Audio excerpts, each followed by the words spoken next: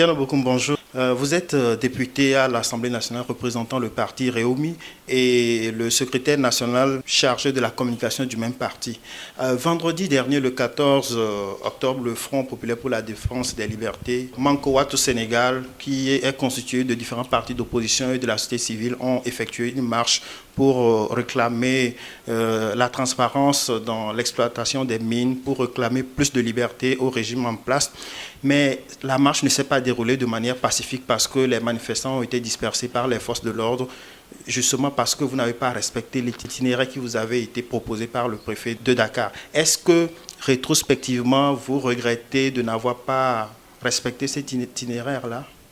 Oui, c'est une analyse justement qui est faite par beaucoup d'observateurs, mais qui ne reflète pas exactement ce qui s'est passé.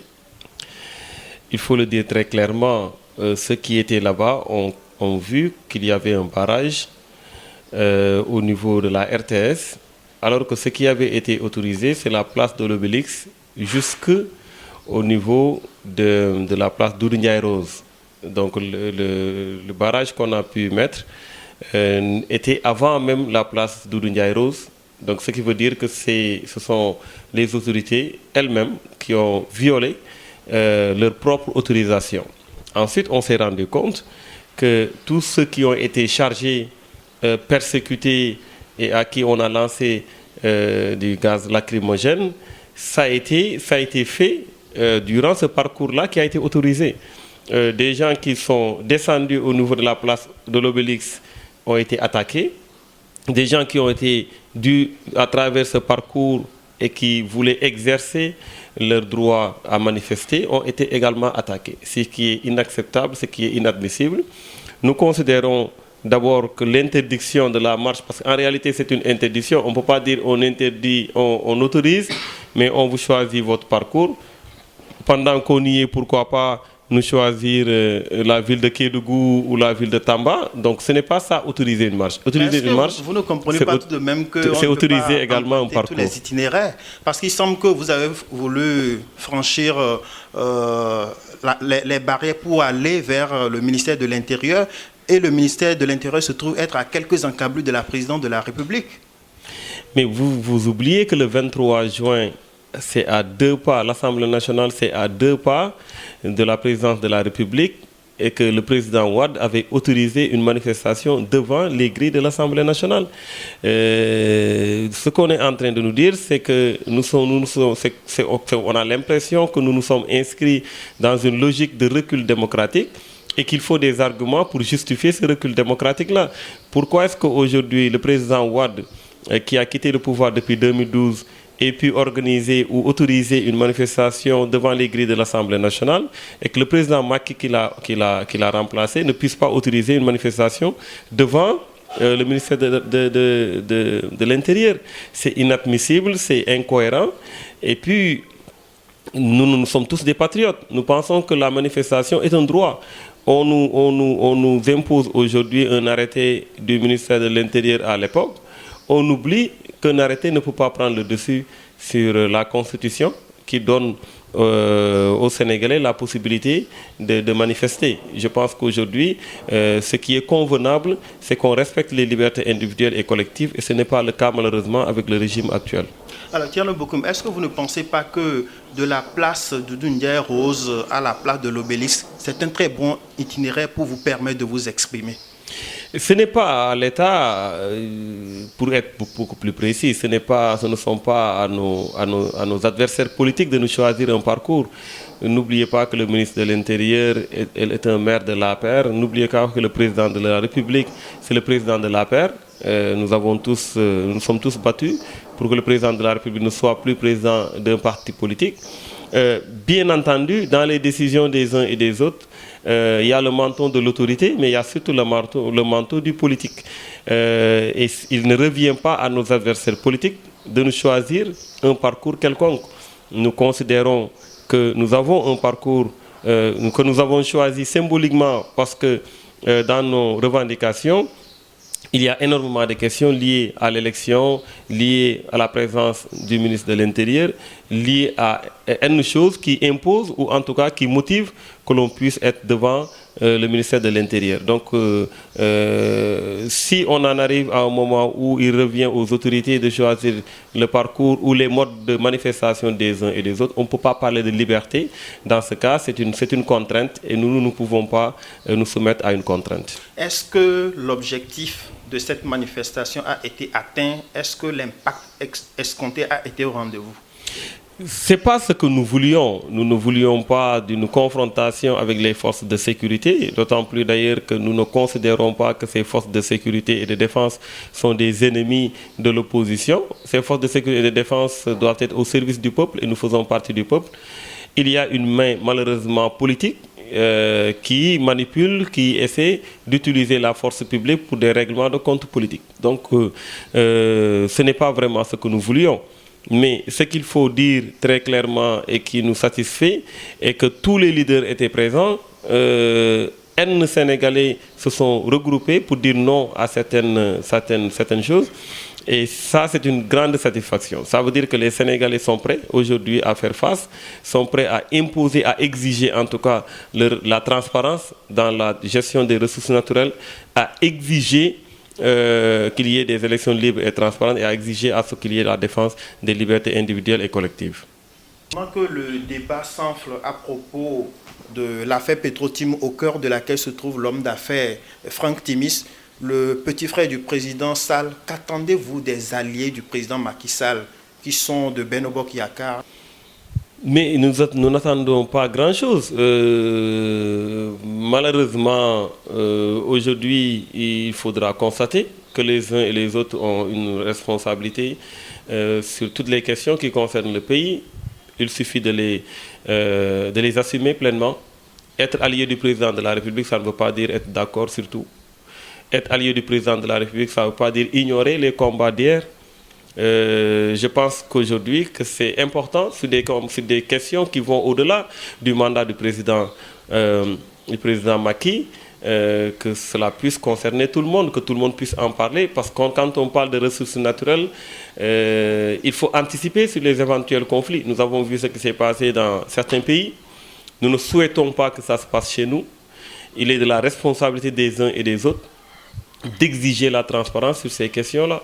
Et c'est ce que l'opposition est en train de faire. Je pense qu'effectivement, ceux qui sont, je ne parle même pas des alliés, même ceux qui sont dans le même parti que le président Macky Sall, et même le président Macky Sall lui-même en tant que président de la République, doit veiller à ce qu'il y ait plus de transparence sur cette question. Justement, ce que je veux savoir, est-ce que vous demandez aux alliés du président de lui dire de faire toute la lumière sur cette affaire-là? Le PIT, la LD et tous les autres partis? Mais non, on ne peut pas faire une demande sur cette question. Nous leur mettons devant leurs responsabilités. Nous ne sommes pas du même bord. Ils ont choisi de soutenir le président Macky Sall. Vous l'aviez soutenu aussi avant de quitter parce que la direction dans laquelle allait le pays ne vous convenait pas. Exactement. Est-ce qu'il n'est pas temps qu'eux aussi disent la vérité au président que oui. ça, exactement. Nous ne pouvons pas imposer notre conduite à qui que ce soit. Nous prenons nos responsabilités quand il le faut. Si d'autres pensent qu'il n'y a pas de responsabilité à prendre et qu'il faut s'arrimer à la politique parfois macabre même du régime en place, c'est leur choix. C'est une question de choix. Mais nous considérons effectivement arrivé à un moment de compagnonnage, il faut savoir tirer les leçons de tout ça. Et à partir de ce moment, nous avions quitté. Mais aujourd'hui, il reste clair que c'est un problème quand on voit certains qui, dans l'opposition, n'avaient pas accepté beaucoup de choses, que Wade le fasse ou que Diouf le fasse, et qu'aujourd'hui, ils se permettent de fermer les yeux sur des pratiques qui n'ont rien à voir avec la défense des intérêts des populations. Ça pose problème effectivement, mais c'est un constat que nous avons nous tous. Nous n'avons pas la possibilité de prendre leur place ou de leur imposer de quitter Macky Sall. Alors, quelle est la prochaine étape pour la plateforme Manko Wattu Sénégal? Les prochaines étapes, ça va encore être des manifestations, des regroupements, que les Sénégalais nous entendent, nous écoutent, que le pouvoir en place nous entend, nous écoute. On ne peut pas renoncer à un combat de principe, quelles que soient les décisions prises contre les opposants ou contre les membres de la société civile qui ont décidé de dire non. Certains ont été violentés, d'autres ont reçu des gaz lacrymogènes, etc., qui ont même été hospitalisés. mais nous continuerons le combat. Nous sommes en train de discuter sur les méthodes, sur la manière dont ce combat doit être continué, mais ce qui est clair, c'est qu'il n'y a pas de divergence sur une question précise, c'est que le combat va continuer. Sur le plan politique et en direction des élections de 2019, quelle est la stratégie de votre parti? Est-ce qu'il ira seul ou bien avec des alliés? L'élection de 2019, ça va être l'élection présidentielle. Là, c'est intuitif personae. Chaque candidat réclame le suffrage des populations. Bien entendu, notre candidat, c'est le président Idrissa Seck. Pour 2017, ça va être les élections législatives. Bien entendu, la tradition, c'est qu'il y ait une alliance. Nous travaillons sur ça tous les jours. Mais en tant que parti, en tant que grand parti, nous travaillons comme si nous allions seuls à ces élections-là, c'est clair. Maintenant, bien évidemment, s'il y a une possibilité qu'on soit dans un cadre d'alliance avec d'autres partis politiques pour pouvoir avoir une majorité qui va apporter les vraies ruptures au niveau de l'Assemblée nationale, c'est clair que nous serons partants pour ça. Que représente aujourd'hui votre leader sur le plan national? C'est quoi son poids politique? Ben écoutez, son poids politique, ça serait un peu hasardeux de le quantifier. Mais ce qu'on peut dire très clairement du point de vue du positionnement est que Idrissa Seck, comme vous le savez tous, comme vous-même pouvez le savoir, à travers les avis des uns et des autres, est aujourd'hui un des plus grands challengers du président Macky Sall, le leader le mieux placé, si on peut s'exprimer ainsi, pour dire tout simplement que nous nous sommes inscrits dans une logique d'opposition, sans compromission, mais d'opposition également en mettant en place un système de proposition.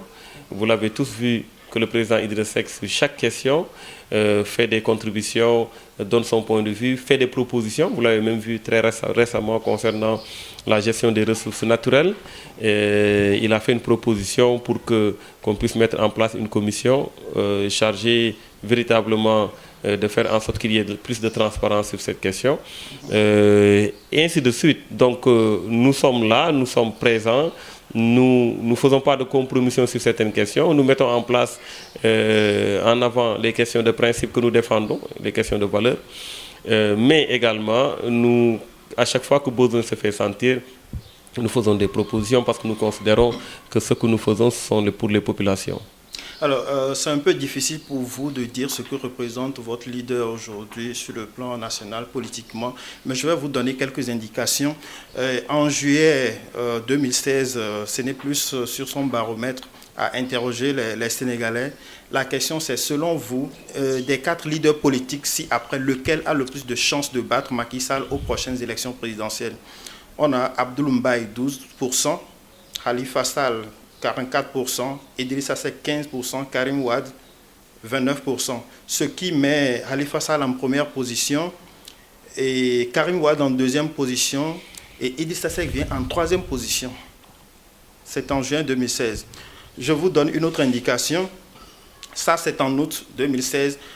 La question, c'est si des élections législatives devraient se tenir aujourd'hui, pour quel parti voteriez-vous? Acte, Abdoul Mbaye 15%, AFP 1%, APR 13%, LD 4%, PDS 27%, Réumi 19%, un autre parti 17%. Bon, dans l'ordre, on a PDS en première position, Réumi en deuxième position, les législatives, un autre parti troisième position et Acte quatrième position. Juste, c'est ça qui m'intéresse. Quel commentaire faites-vous? Pas grand-chose, parce que les sondages, c'est par rapport à un contexte déterminé, par rapport au support utilisé, par rapport à l'échantillonnage. Ce n'est pas si facile que ça d'arriver à des résultats ou à une conclusion hâtive. Le contexte bouge, le support n'est pas forcément accessible à tout le monde. L'échantillonnage également, ça peut parfois poser problème. Mais ça peut être une indication. Ça peut être une indication sans pour autant qu'on aille scientifiquement en tout cas pour donner autant de crédit que pourraient peut-être donner d'autres personnes. Mais ce que je peux dire très clairement, c'est que nous travaillons en tout cas à être parmi les premiers ou les premiers. Alors, votre parti, Idrissa Seck en particulier, a mal vécu la libération de Karim et qui a été gracié par le président Sall. Qu'attendez-vous aujourd'hui de cette juridiction spéciale qui était chargée de le juger? Je parle de la CREI. Écoutez, la CREI, c'est une juridiction d'exception. Nous en avions parlé. Il y a énormément de choses qui se sont passées du point de vue de la procédure qui ne nous a pas agréé. D'ailleurs, sur toutes les questions, à chaque fois qu'il y a une violation de la procédure, nous avons dit non. Le président Idrissa Seck, déjà quand on a empêché à Karim Wade et aux autres de ne pas sortir du territoire sénégalais, nous avions fait un communiqué pour dire que ce n'est pas une bonne chose, que ce n'est pas, d'autant plus d'ailleurs qu'il y avait une décision de la CEDEAO pour demander à ce qu'on leur laisse la possibilité de sortir du pays. Quand il y a eu au niveau de la mise en accusation de Karim Wade des problèmes liés au respect de la procédure, nous avions également décrié cela, etc. Parce que nous considérons qu'il faut être dans des questions de principe. La manière dont il est sorti de prison, tout le monde aujourd'hui, pas seulement Idrissa Seck, c'est vrai qu'il a été le premier à en parler, mais tout le monde peut constater que c'est une manière assez bizarre pour quelqu'un qui a été gracié. Parce que quand on est gracié, on est normalement libre de vaquer à ses occupations, d'aller à Touba, de voir ses partisans, etc. Lui-même, il dit dans sa lettre que les conditions de sa grâce ne lui ont pas permis de faire tout ça. Bon, donc ça veut dire qu'il y a effectivement anguille sous roche, ce que le président Idrissa Seck a dénoncé. Parce qu'on ne peut pas aujourd'hui utiliser la justice comme un jouet entre les mains des hommes politiques. On utilise n'importe quelle procédure pour justement atteindre un objectif politique. C'est ça qui n'est pas normal et que nous avions décrié. Thierno Bocoum, si on vous demandait de faire le portrait des alternances 1 et 2, celle incarnée par Abdoulaye Wade en 2000 et celle incarnée par Macky Sall en 2012, quelles sont les ressemblances et les dissemblances que vous feriez ressortir? D'abord, moi, Jean, je mets toujours le focus sur la dernière alternance. Nous avons été là durant le 23 juin, je l'ai dit. Nous avions véritablement, nous nous sommes battus pour que la démocratie soit respectée, qu'on ne nous impose pas certaines lois, etc. Le président Macky Sall est venu dans un contexte où il y a eu énormément de combats, il y a eu mort d'hommes, il y a eu des gens qui ont été emprisonnés pour défendre des principes, défendre la démocratie. Il ne devait pas faire moins que le président Wade. Donc ça a été une très grande déception de voir que du point de vue de l'Assemblée nationale, il n'y a pas eu de rupture, il n'y a pas eu de changement, alors que nous nous sommes battus pour qu'il y ait un changement, de voir que du point de vue de la défense des libertés individuelles et collectives, qu'il n'y a pas eu de rupture, qu'il n'y a pas eu de changement, il n'y a pas eu d'évolution, il n'y a même pas eu maintien des acquis, en réalité. Parce qu'il fallait un minimum de maintien des acquis.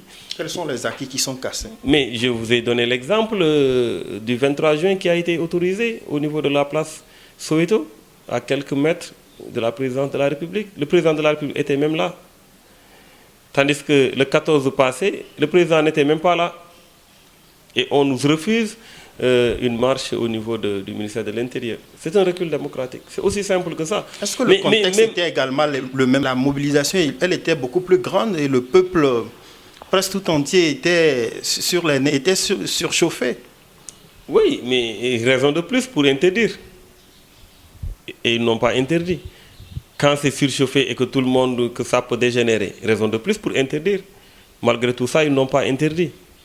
Voilà. Mais toutes les marches n'ont pas toujours été autorisées sous Wade non plus. Mais oui, mais en tout cas, à un moment donné, c'était une exception. Là, l'exception, c'est l'autorisation. La règle, c'est l'interdiction. C'est ça le recul démocratique. Au niveau de l'Assemblée nationale, vous avez vu qu'on a voté une proposition de loi pour réduire le nombre pour augmenter le nombre de députés, devant permettre de constituer un groupe parlementaire. En 2001, Wade avait diminué cela pour permettre à l'opposition d'avoir un groupe parlementaire. Vous avez vu le recul démocratique. Et en 2014 ou 2015, on diminue, on augmente le nombre pour empêcher à l'opposition d'avoir un groupe parlementaire. Ça pose problème. Donc il y a eu recul démocratique à ce niveau-là. Et malheureusement, aujourd'hui, on se rend compte que le régime a déçu, tout simplement. Thierno Bokoum, je rappelle que vous êtes député à l'Assemblée nationale représentant le parti Réumi de Idrissa Seck et également secrétaire national chargé de la communication du même parti. Séné+.com vous remercie d'être venu. Merci beaucoup. Je remercie Séné+.com aussi et tous ceux qui nous suivent. Merci beaucoup. Vous regardez souvent Séné+? Oui, bien sûr. Combien de fois vous venez par jour? Je vous félicite et vous encourage. Vous faites du bon boulot et je vous encourage encore une fois.